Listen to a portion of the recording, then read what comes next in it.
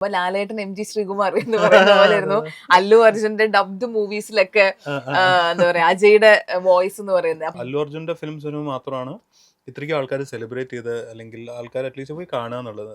Few things, അതായത് അവിടുത്തെ ഒരു ലാംഗ്വേജ് ഇവിടെ വന്ന് മലയാളം ചെയ്യുമ്പോൾ കുറച്ചൊരു ഇപ്പോഴത്തെ ആൾക്കാർ ക്രിഞ്ച് എന്നുള്ള സാധനം പറയുന്ന രീതിയിലായിരുന്നു. ഭയങ്കര അങ്ങനത്തെ കുറച്ച് പ്രശ്നം ഉണ്ടായിരുന്നു. അതേപോലെ പാട്ടുകളിൽ വരുമ്പോഴും ലിറിക്സ് എന്താ പറ്റുകയെന്ന് വെച്ചാൽ it's not that they are bad lyricist.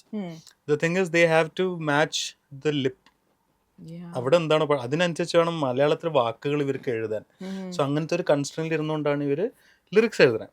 ഇപ്പോൾ അയ്യോ ഇതെന്താ ഇങ്ങനത്തെ ലിറിക്സ് എന്നുള്ള രീതിയിലാണ്. It's not because they are all bad lyricist.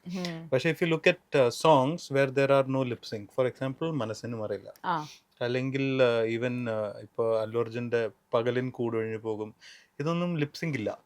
So they had the freedom to kind of write good lyrics to it.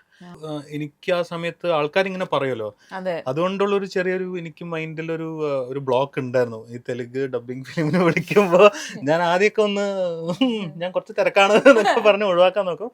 അങ്ങനത്തെ പാട്ടുകളാണ് മനസ്സിന് മറിയില്ലേയും ഈ പറയണ പകലിൻ കൂടൊഴിഞ്ഞു പോകും എന്നുള്ളൊരു പാട്ടൊക്കെ.